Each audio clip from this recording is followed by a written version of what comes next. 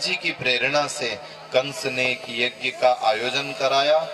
इधर भगवान ने कालिया नाग का मर्दन करके गौ माता को सुखी किया, दावानल का पान करके ब्रजवासियों का संकट दूर किया, सारे दुख सारी मुसीबत प्रभु ने हरण कर ली और भगवान ने भक्तों की मुसीबत हर करके उनको निर्भय और सुखी कर दिया। ये शरण का प्रताप होता है, वहां जाकर कुछ मांगना नहीं पड़ता है, सब मिल जाता है। जब आप भगवान के यहाँ जाओ सब परबारा मिले, आप तो खाली जाओ, खुद देगा, स्वयं की इच्छा से देगा। और खाली भगवान की आदत ये है, भगवान जो देगा वो आखिरी में देगा, हाथों हाथ नहीं देगा। भाई जब जरूरत पड़े जब दे देगा।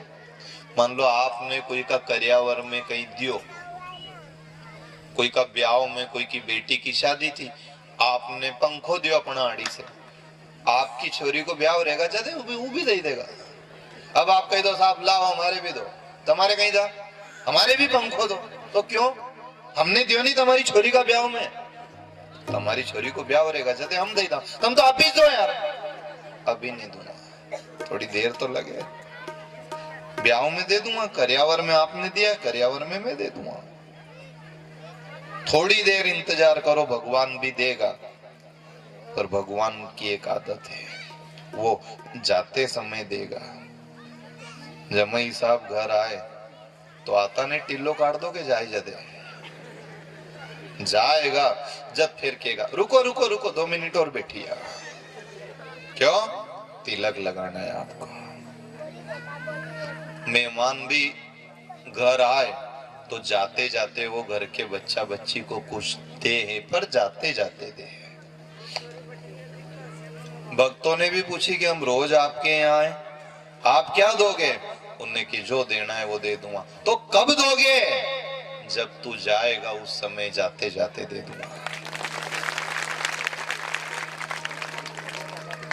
और अपन मांगते भी तो वही है, इतना तो करना स्वामी जब प्राण तन से निकले। अपने जाते जाते ही चाहिए, अपने भी हाथों हाथ नहीं चाहिए, हाथों हाथ लेकर के करेंगे क्या? जाते जाते जो आप दे दोगे वो धर लेंगे। केवट से पूछी कि कुछ मांग ले, तूने मेरे को गंगा से पार कराया है तो मैं तेरे को कुछ दे दूं। उन्हें कि अभी रहने दो, मेरी इच्छा भी नहीं है ना, आपकी देने लायक कंडीशन भी नहीं है, दो ही मिजान बैठ नहीं रहा है। तो राम जी ने कुछ तो अभी रहने दो, जब आप वनवास पूरा करो और इधर से जाओ तो जाते जाते कुछ दे देना, जो दोगे वो रख लूंगा। हे भगवान अभी हमें आवश्यकता नहीं है, तो किस समय चाहिए हमें?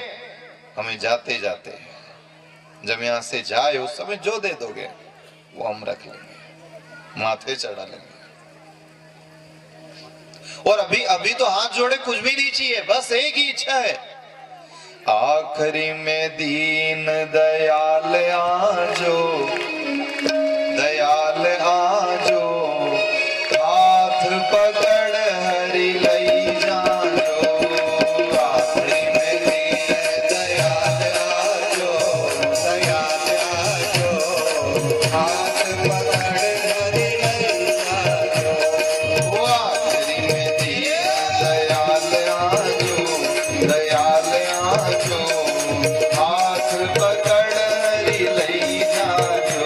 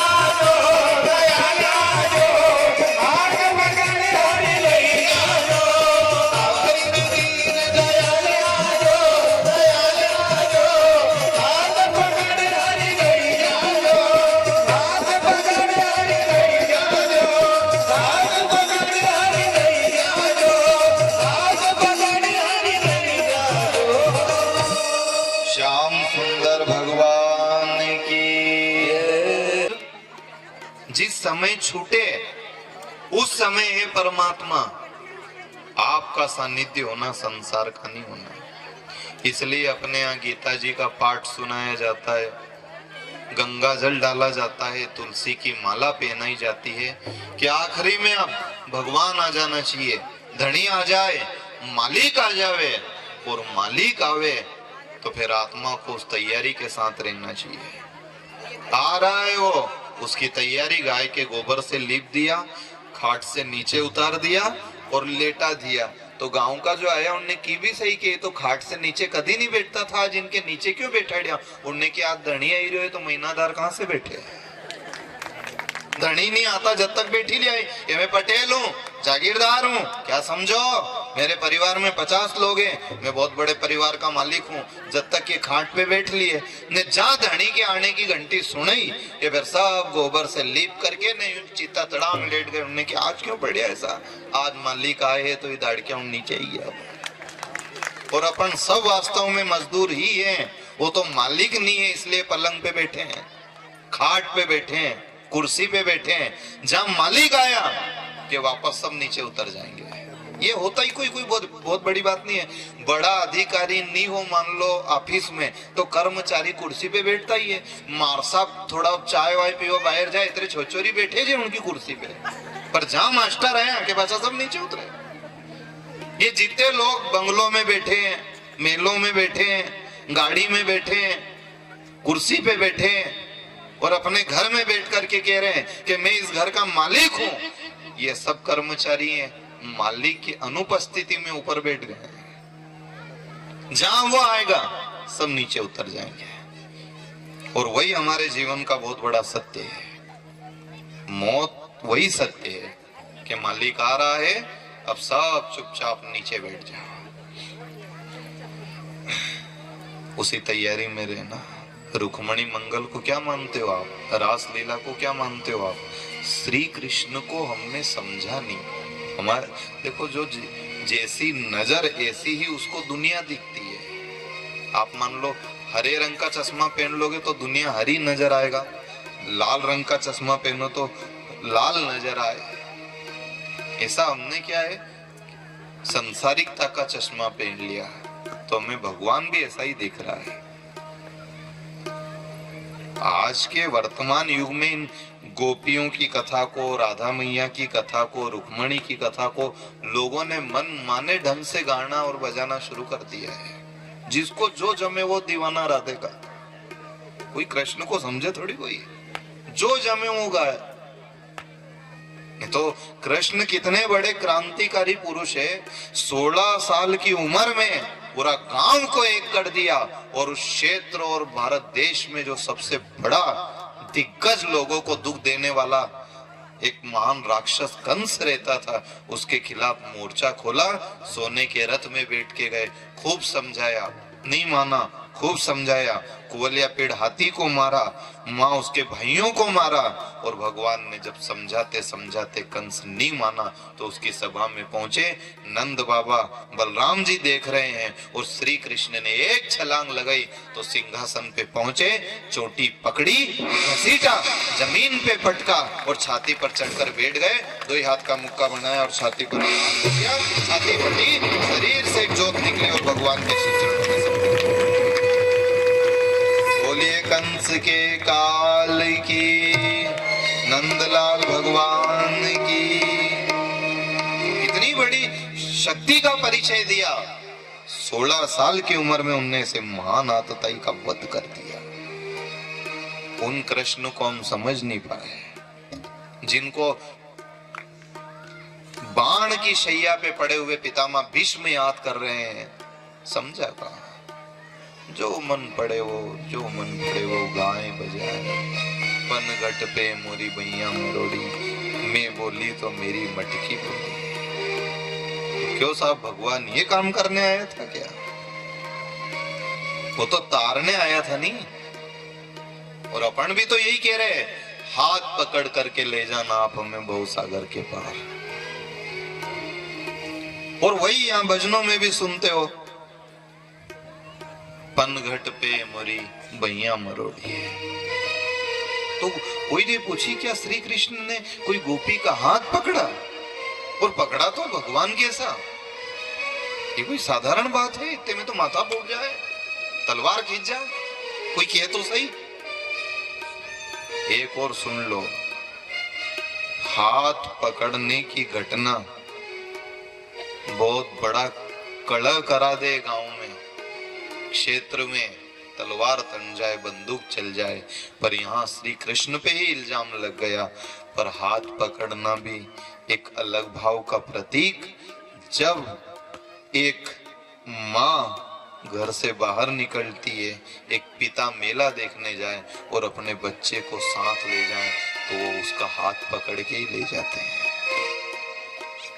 एक ही भाव से हाथ थोड़ी पकड़ा जाता है। माँ भी बच्चे का हाथ पकड़ के ले जाए, पिताजी भी हाथ पकड़ के ले जाए, के भी सही साथ वाले से, इसका हाथ मत छोड़ना, वो हाथ पकड़ के ले जाना। पर लोगों ने कृष्ण जैसी महाशक्ति पे कलंक लगा दिया। श्री कृष्ण, अरे उनने तो एक गोपी का हाथ पकड़ लिया। हम तो ऐसे कृष्ण को भगवान नहीं मानते, हम तो निर्गुण को मानते हैं, निराकार को मानते हैं। हमारा उनसे एक प्रश्न है कि जो कृष्ण के ऊपर इल्जाम लगाते हो कि कृष्ण ने गोपी का हाथ पकड़ लिया, वो एक बात का जवाब दो। आपके घर में कभी ऐसा काम पड़ा, घर वाली बीमार पड़ी होगी, और घर वाली बीमार पड़े तो अस्पताल जाने का काम पड़ा होगा, और अस्पताल जाओ तो डॉक्टर सबसे पहला काम क्या करे? हाथ ही पकड़े हो। किनको? उनकी घरवाली को, ने उनका सामने, और वो पट्टा बैठा बैठा देखे। जो ये कह रहा है कि श्री कृष्ण को हम नहीं मानते हैं, उनने कोई गोपी का हाथ पकड़ा, हमने ऐसा भजनों में सुना, इसलिए हम उनको भगवान नहीं मानते। उनकी घरवाली का डॉक्टर साहब ने हाथ पकड़ा और ये कुछ नहीं बोला, और जाते जाते 150 रुपया देना है और पूछी कदे आणो। अब कहां गई? अब जो बड़ी बड़ी बात कर रहे थे, श्री कृष्ण को ब्रह्म मानने से इनकार कर रहे थे, उनकी बुद्धि अब कहां गई? तो उसने झट कह दिया, साहब डॉक्टर साहब का तो काम ही है, हाथ पकड़ेगा तो ही बीमारी जांचेगा। ऐसा वो भी तो डॉक्टर है, बहुसागर में पड़े हुए जीवों का इलाज करने वाला, वो भी हाथ पकड़ता है तभी बीमारी पकड़ता है, और बीमारी पकड़े तभी तो पार लगाता है, बिना बीमारी पकड़े पार कैसे लगाता? इसलिए कहीं लिख दिया कोई ने, पनघट पे मोरी मैया मरोड़ी, मैं बोली मेरी मटकी भी बूढ़ी है। पर श्री कृष्ण ब्रह्म है, उन ब्रह्म परमात्मा को समझो। भजन भी गाओ तो भगवान की महिमा बढ़े, ऐसा भजन गा करके भगवान की महिमा को जाए जो मन पड़े, जो ठोकिया जाए। जो हम कैसेट में सुन रहे थे एक जगह, तो यशोदा थारो लालो लवली लवली बोले। वाह दादा, अच्छा गाए। वो सब नाचने वाले वहां नाच रहे थे, अच्छा बढ़िया भजन हुआ यार, बढ़िया। वो अपना बाप की या बात करो, अपने पिता की ये बात करनी है अपने को। जितनी हो सके महिमा बढ़ाओ कि घटाओ, बढ़ाने वाला काम करो। इसलिए आपसे आग्रह है कि अपने घर में भगवान की ऐसी छवि की पूजा करना जिसके दर्शन से सब में अच्छे संस्कार आए। ऐसे प्रसंग बार बार, वो देखो ये तो जीवन चरित्र है उनका, इसमें तो सब घटना है, पर कौन सी बात उजागर करना, मान लो अपन प्रसंग के अनुसार बात करें तो अच्छी लगे। अब है मामला ब्याह का, ने बात लेकर बैठ गए मौत की, तो जमे वहां। और है मामला मौत का, ने उनका घरे बैठवा गए, बात चालू कर दी ब्याह की कि क्या गजब गुलाब जामुन बढ़िया था, अभी गया था हम तो, सो टेंट लगे के मजा ही गया। तो जिनका घरे मरिया भी देखे के बढ़िया दादा, अच्छी बात लाया। मौत में ब्याह की बात नहीं होए, ब्याह में मौत की बात नहीं होए। इस संसार में भगवान की ही बात करना शोभा दे। यहाँ किसी भी प्रकार की दूसरी बात ऐसा लगता है मानो विषय से बाहर है, क्योंकि अपन और कोई बात और कोई जन्म में कर लेंगे। विषय भोग निंद्रा हंसी ये सब मिलेगा हर जन्म में और हर योनि में मिलेगा। जानवर के यहाँ भी औलाद होती है, उनका भी परिवार है, चिड़िया भी घोंसला बनाती है, चींटी भी बिमला बना लेती है, सांप की भी संतान होती है, गाय भी दूध पिलाती है। सारे काम हो रहे हैं और योनियों में, खाली एक भगवान का भजन नहीं होता है। उसके लिए भगवान ने अलग से स्पेशल व्यवस्था करी है यार। मनुष्य बनाया और मनुष्य भी वही काम करने लग गया जो जानवर कर रहे थे, तो फिर भगवान को थोड़ी तकलीफ हुई है कि फिर मनुष्य बनने से फायदा क्या। इसलिए थोड़ा थोड़ा समय निकाल करके भगवान का भजन, भगवान की याद, और कुछ नहीं सूझ पड़े आपको तो ये पांडाल जिंदाबाद यहाँ आकर के बैठ जाओ, और यहाँ बैठो तो मन अपने आप भर जाएगा। यहाँ सब तरह की भगवान की कथा ने, भजन ने, नाम सब निकले तो यहाँ मन भर जाता है। और मन भर जाए तो फिर इच्छा पैदा नहीं होती है। इच्छा किसकी होती? जिसने देखा ही नहीं, जिसने खूब देखा, उसकी क्या इच्छा हो? भगवान के पास में ही रहे, उसकी इच्छाएं मर जाती है, समाप्त हो जाती है, मिट जाती है। दिवाली के दिन घर में जलेबी बने, खोपरा पाक बने, चक्की जमे, गुलाब जामुन बने, तो सबको ललक रहती है कि खाएंगे खाएंगे खाएंगे। पर जो बनाने वाली है वह तो बनाते बनाते ही बेचारी ऐसी पसीना में तरबतर हो जाए, सब माथा चढ़ जाए उसका। कोई कि एक दो जलेबी तू भी खा ले, मार तो दो रोटी दे दो, थोड़ी लाल मिर्ची ले आओ, तुम तो मटूरी ले आओ, मटूरी कहां चक्कर में पड़ूंगा, तुम तो चटनी ले आओ, मैं उससे खा लूंगी, तो जलेबी नहीं खाए। हाँ, बनाते बनाते ही मन भर गया मेरा, तो सूंघ सूंघ के माथा चढ़ गया, क्योंकि वहीं पास में थी, उसका मन भर गया।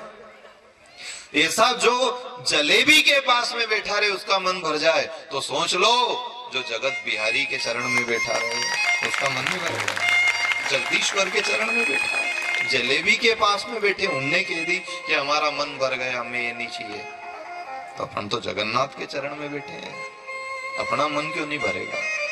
अपन भी कह देंगे अब तो भले रोटी चटनी भी होगी तो खा लेंगे, पर जो सुख पायो राम भजन में, वो सुख नाही अमीरी में, मन लागो मेरो फकीरी में।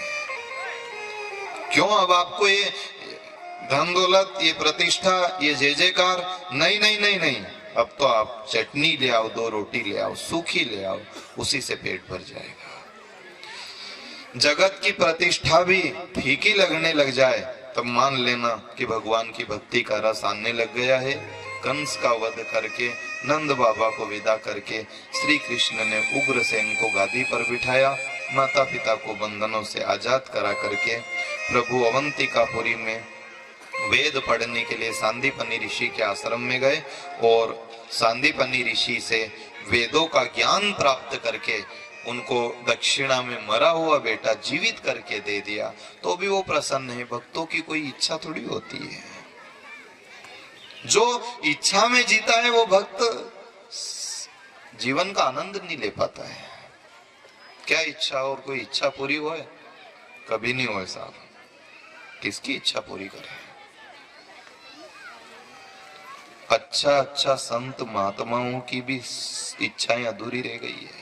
आपने नरसिंह जी को सुना कि भगवान ने उनका मायरा भरा, यहाँ तक की कथा आपने कई बार सुनी होगा। उसके बाद क्या हुआ मालूम है आपको? फिर भी कोई नरसिंह जी की बात पूरी तरह थोड़ी बनी, कोई एक बिगाड़ने वाले ने बाद में भी बिगाड़ दी। और वो कैसे बिगाड़ी? भगवान आए, मायरा भरा, खूब आनंद हुआ, सबको रकम कपड़ा पहनाया, फिर वापस राधा रुक्मण के साथ रथ में बैठे जाने लगे। और नानी बाई इतराती घर में गई कि सासू माँ देखा मेरा भाई 56 करोड़ का मायरा लाया था, कैसा सांवरिया बीरा आया। इतना में खबर आई कि पड़ोस में एक गरीब के घर एक बेटी का जन्म हुआ है, ने वह बेटी रोया जाए तो वह नानी बाई की सासू कहीं के रोए नहीं तो कहीं करे बापड़ी, सबके कपड़ा आया, उन्हीं छोरी के तो आया नहीं, जबकि वह छोरी पैदाज बाद में हुई। पर क्या कलंक लगा दिया कि कसो थारो भाई, एक छोटी सी छोरी के चिंदो नहीं लायो, कहीं मायरो लायो, पोकट का मोटा नाम करिया। नानी बाई ने की गजब का भूखा था घरे। फिर दौड़ी गई बाप के पास में, पिताजी कुछ करो। बेटा अब तो सब तो कर दिया, द्वारका वाला को यहाँ बुला दिया, कुबेर का भंडारा खोल दिया। और क्या कमी रह गई? एक छोरी का जन्म हुआ है और वह रोए है, और पूरा गांव का के एक कपड़ा नहीं लाया, एक बल्ले रोए न। वह छोरी भी हसी रोए कि जाने कपड़ा बल्ले रोती हो, बंद ही नहीं हो। देखो भगवान की माया। आप कुछ करो। नरसिंह ने की बेटी अब तो उसको भी तकलीफ दूं तो अच्छा नहीं लगे, कहां तक बुलाऊं उसको? अभी तो आया कलयुग में, दो ही जना जोड़ा से, इससे बड़ी बात और क्या चाहिए? पिताजी कुछ तो करना पड़ेगा।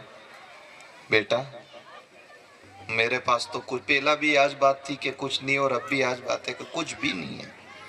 ज्यादा से ज्यादा ये 2 करताल है, ये तू ले जाए, इनसे कोई काम होता। ईज दे तो तुम तुम्हारे करताल दे दो, हाँ करताल ही दे दो। वाह बेटा करताल ले जा। तो नरसिंह जी की 2 ही करताल ली नानी भाई ने। दौड़ी दौड़ी सामने एक दुकान थी, वहां वो करताल गिरवी रख दी। इतना सब होने के बाद भी इस जमाने को देख लो आप, इतना बड़ा भगत जिसने भगवान को नीचे उतार दिया, उसकी करताल गिरवी रखा दी है इस दुनिया ने। करताल गिरवी रखी और उसने एक जोड़ कपड़ा दिया। नानी भाई ने कपड़ा लिया और जैसे ही जाकर के उस घर में वो छोटी सी बेटी को कपड़ा पहनाया, वह छोरी भी फट चुप रही, तुरंत चुप हो गई। इधर नरसिंह जी कहने लगे, वारे भगवान, भूख लगती प्यास लगती तो कीर्तन करता था, अब तो करताल भी गई, अब मैं क्या करूंगा? पर सांवरिया सुन ले, तेरे से भी पूर्ति नहीं हुई इस दुनिया की। थे तो मन में जानो श्याम, अरे मायरो भरियो। आप वहां बैठे बैठे सोच रहे होंगे कि मैं मायरा भर के आया, पर आई नीचे देखो तो सही। अरे थे तो मन में जानो श्याम, मायरो भरियो,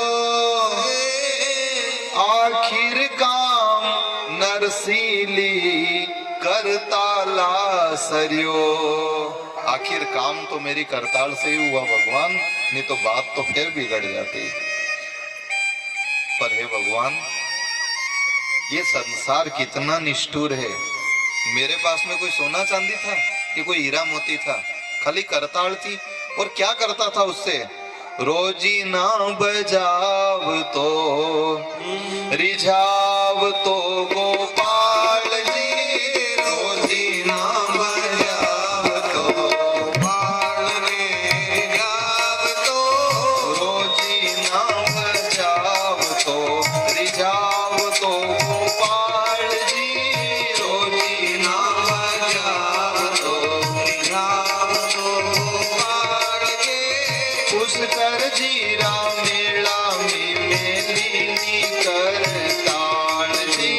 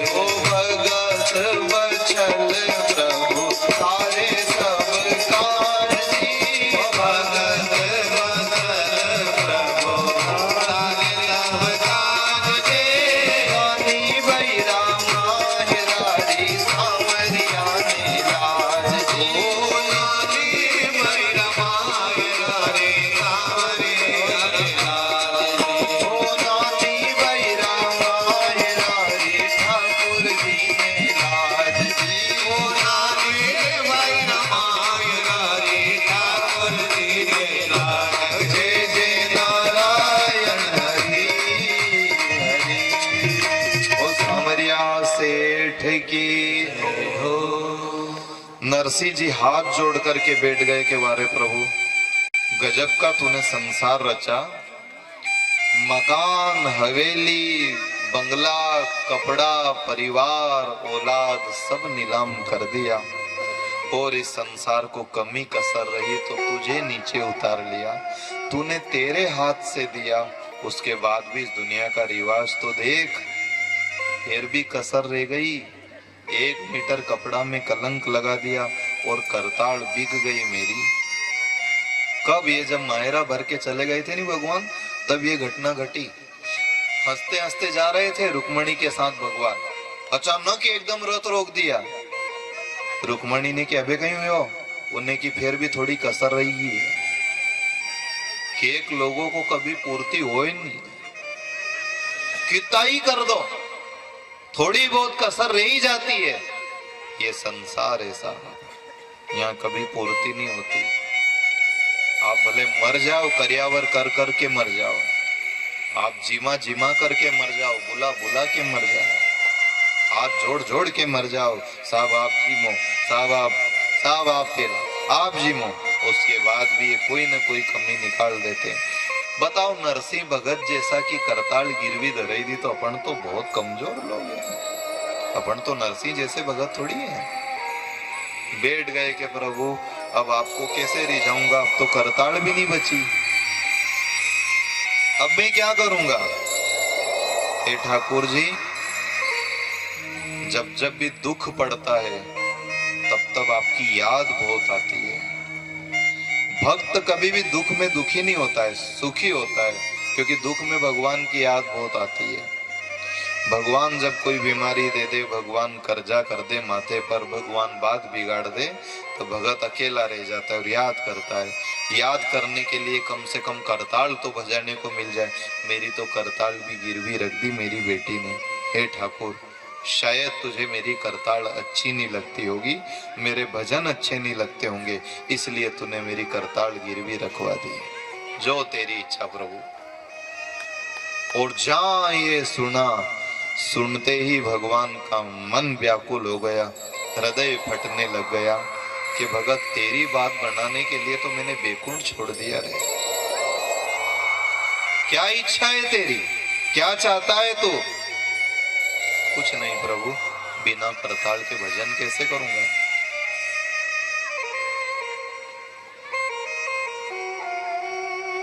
कहते हैं ठाकुर जी ने जहां ये हृदय के भाव को, नरसिंह के भावों को पढ़ा, उसी समय ठाकुर जी नाराज हो गए, आंखें लाल लाल हो गई, क्रोध में भर उठे और कहा, कुबेर अभी तक हमने प्रेम से दिया है, अब ऐसा बरसा के कभी बरसात नहीं हुई हो। और कहते हैं उसी समय आसमान से सोने की मोहरें तड़ा तड़ बरसने लगी, कपड़ा की पोटली दमादम पड़ने लगी, कोई के माथा में लगे, कोई की आंख में लगे, कोई का हाथ टूट गया, कोई का पांव टूट गया, कोई के सिर में चोट आई है, कोई के कमर में चोट आई है। लोग कराने लगे, चिल्लाने लगे, बचाओ बचाओ।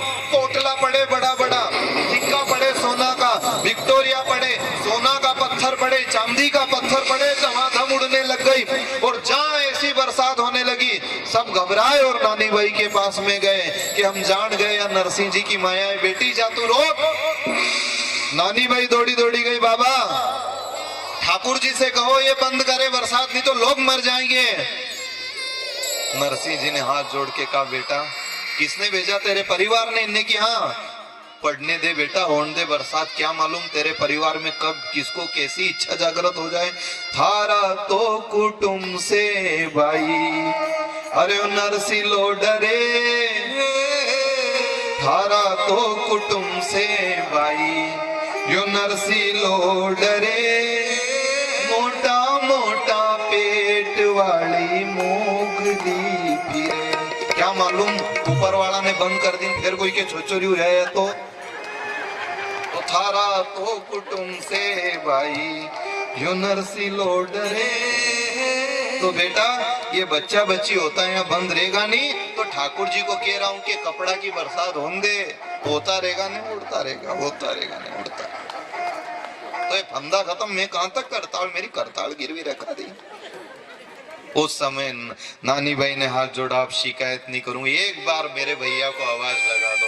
और जहां नरसी ने नजर उठा करके देखा, इतने में क्या देखता है, कोई पाँव में पड़ा है। देखे तो वो सामने दुकान वाला सेठ दोई करताल लेके आया कि मेरे तो बाप की भी ताकत नहीं कि गिरवी धरू, क्यों ऐसा ऐसा पड़ी रहा है, ऊपर से हिरण का हिरण, खत्म हो जाएगा परिवार, रुका दो। और नरसी ने एक आवाज लगाई, परमात्मा ने उस बरसात को तुरंत रोक दिया। पर कहने का तात्पर्य ये है कि यहाँ पूर्ति कोई से भी नहीं होती, यहाँ से तो भगवान भी हार के ही गया है। तो आप इस चक्कर में मत रहना कि पूर्ति अपन तो अपना आनंद ले लेना, कि बिगड़े तो आवाज लगा देना कि प्रभु हमें और कोई भरोसा नहीं, बस भरोसा एक ही है, आजा आजा रे गोपाल, बात बना जा रे गोपाल, भर जा नानी बाई को माए रो, भर जा नानी बाई को माए रो, आजा आजा रे गोपाल, बोलो सब बोलो, बात बना जा रे गोपाल, बात बना जा रे गोपाल, हमारी बिगड़ी बना तुम्हारा सांवरिया, हमारी बिगड़ी बना तुम्हारा सांवरिया। हमारे जो यजमान बंधु हैं किशोर सेठ जी और उनकी धर्मपत्नी, ये दो ही जने का विशेष भजन है ये। और इस भजन के ही कारण ये कथा हो रही है गाँव में।